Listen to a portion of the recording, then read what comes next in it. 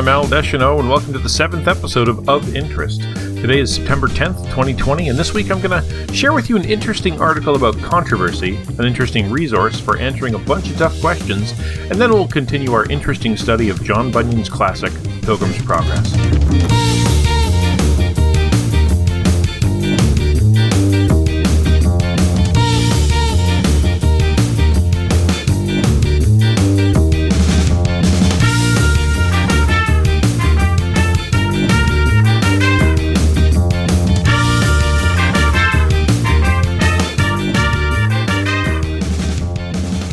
It's been a weird week for me, waffling between feelings of happiness and excitement and potential for my future, and pretty much an almost full-blown identity crisis as I struggle to know who I am and what I'm supposed to do now that I am not a pastor.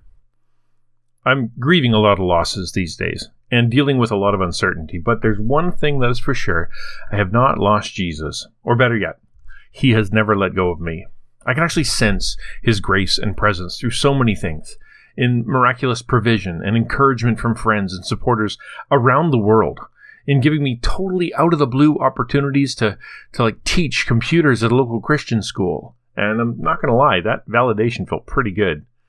And in having a few side projects turn out really nice, and lots of ideas flooding my mind, despite not having much motivation to work on them sometimes, and truly, in the knowledge that there are times that God is holding me together, emotionally, psychologically, even physically, as I can sense an impending meltdown, and then God's hand scoops me up, presses me in, and reminds me of His unfailing love. It is pretty amazing, actually. Before we jump into the meat of the podcast, I want to ask you something. What do you think about me adding a fourth section to this podcast that would be more of a devotional, biblical, sermonic meditation type thing, sort of like a mini sermonette? I know a lot of people have been asking, or at least some people have been asking, if I'm going to keep teaching and preaching and where they could find that. So I figured I'd just ask you what you all think. Would it be valuable to you for me to spend some time doing a bit of a message on these podcasts? I could even put them at the end, like after the initial podcast, after the last music, as sort of bonus content, so they're not in the way. If you think any of that's a good idea, or a bad idea, let me know. All right, let's get into it.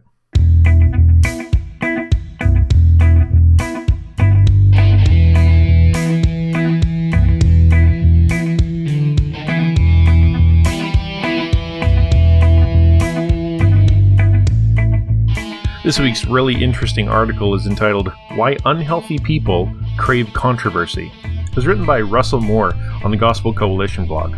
Russell Moore has a knack for hitting the nail on the head, and he's been doing so for a very long time.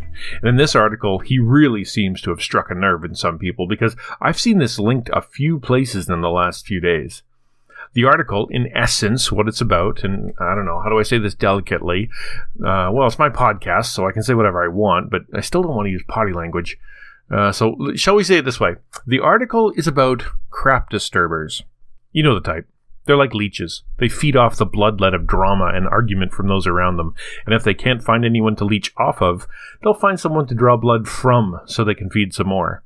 Doesn't even have to be anything serious. It doesn't even have to make sense. Despite their outward passions and fervency, they actually don't care about the issue. What they care about is the controversy. That's why these people are perpetually offended, perpetually argumentative, perpetually stirring up crap in the room. Not because they're activists or defenders, but because they like the smell of crap in the air. Or at the least, they hate it when there's fresh air. When there's no controversy, people are getting along, tolerating one another, respecting differences, actually worrying about the things that matter. They hate that. Maybe it's because the moment they aren't concentrating on inane things, they start to realize their emptiness, their shallowness, their foolishness. But as long as the cloud of crap is in the air, as long as there's blood flowing, they can ignore their own issues and shift the blame onto others.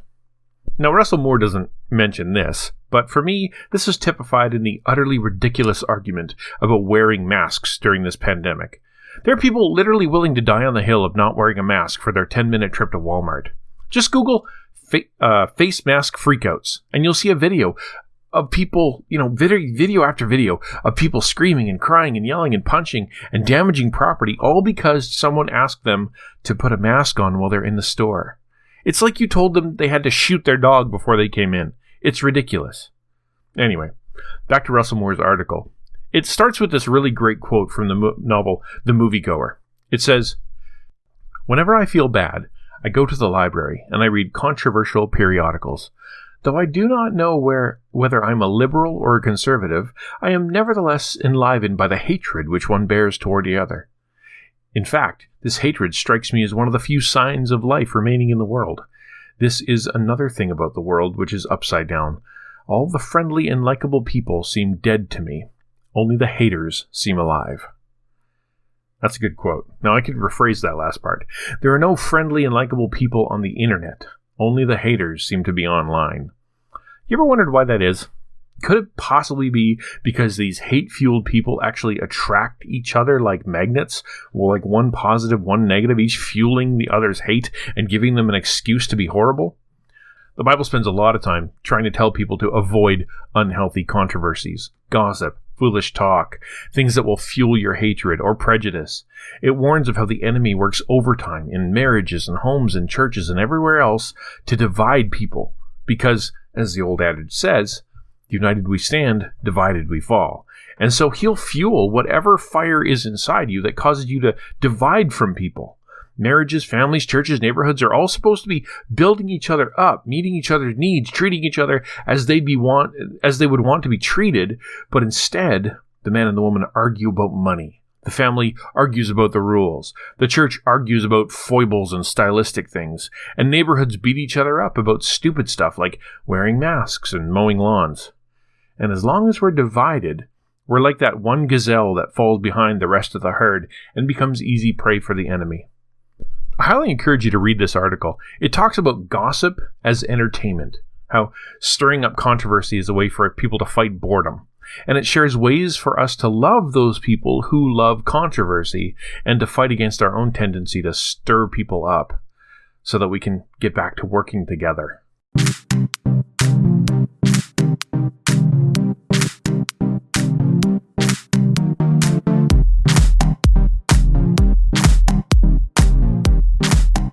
In each of these podcasts, I also want to bring you an interesting resource, something that will give you the tools and inspiration you need to pursue a deeper, consistent, and more meaningful relationship with God.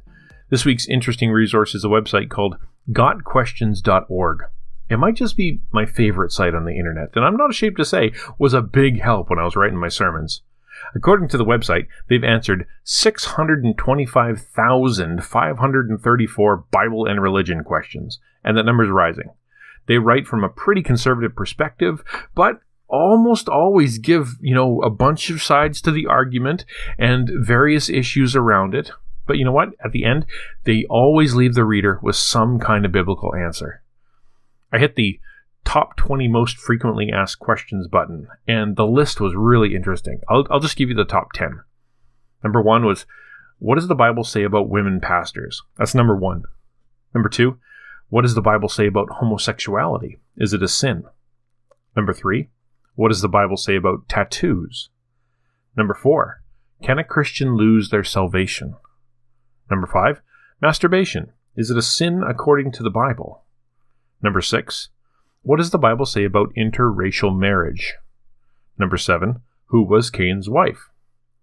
Number 8, what is the Christian view of suicide? Number 9, do pets and animals go to heaven, and do they have souls? And number 10, what happens after death? Good questions. Maybe my favorite thing in the world was standing in front of a group of Christians who had questions about their faith, or new believers, or people who were searching the faith, and have them pepper me with those questions. I'm a big believer that sometimes our spiritual growth gets hampered by a sticky question that we don't think is a good answer, and it sort of gets us stuck in the religious mud. But sites like this and pastors who are willing to answer questions they're like a winch cable dragging us out of the mess and putting us back onto the solid ground so we can keep on trucking. I highly recommend you check out gotquestions.org.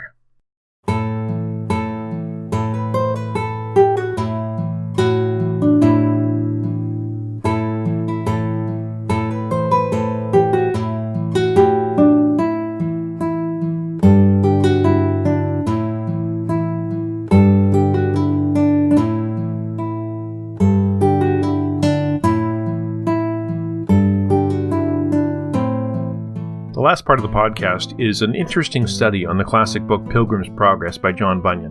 Remember, there's a link to this book for free on my blog, or just Google Pilgrims Progress, Desiring God, and you'll go straight to it. And don't worry about being behind. We're going super slow through it, and you'll catch up right away. Today we're going to look at 4 sections of the biographical introduction, going from John Bunyan's birth to the first days of his marriage. It's super interesting to consider that God places us into different parts of history, that he chooses when we'll be born, when we'll die. Our birth, life, death are all known to him beforehand. He chooses those days in advance. Bunyan was chosen to be born at this time. He was born in 1628. And by the time he was 12 years old, a battle had begun between King Charles I with the Church of England and Oliver Cromwell and the British Parliament. And it got messy.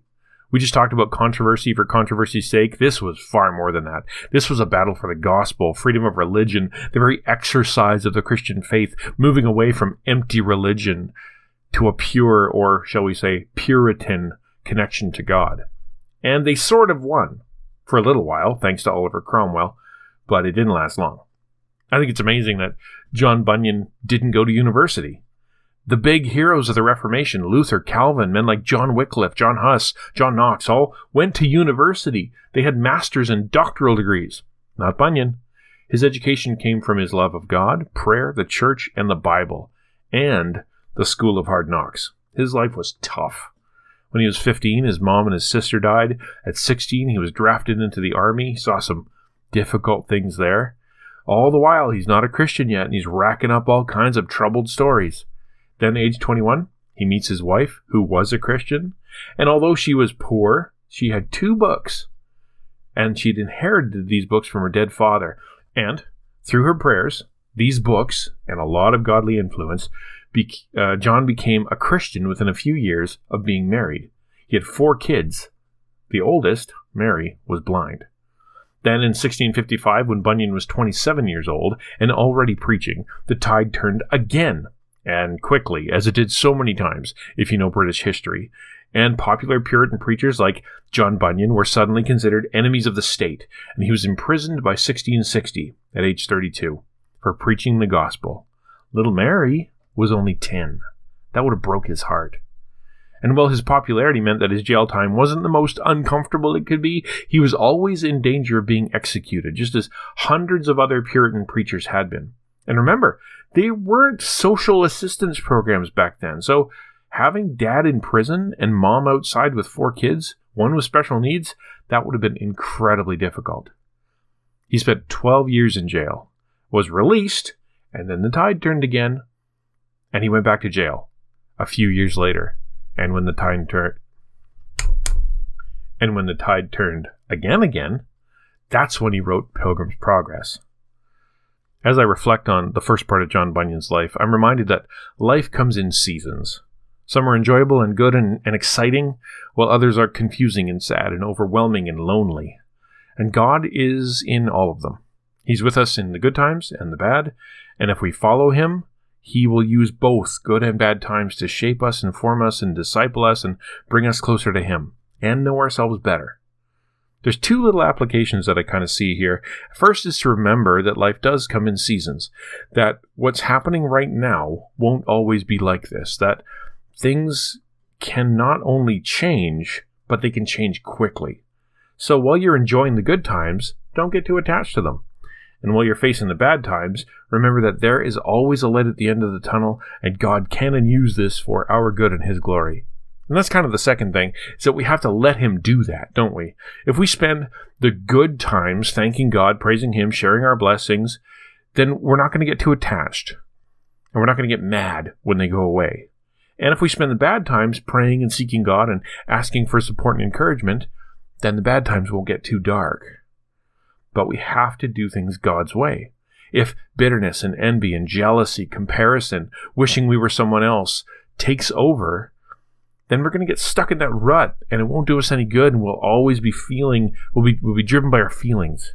And if we start thinking the good times are never going to end and get angry when something goes wrong, we're going to be stuck in that state of being a spoiled brat, immature person.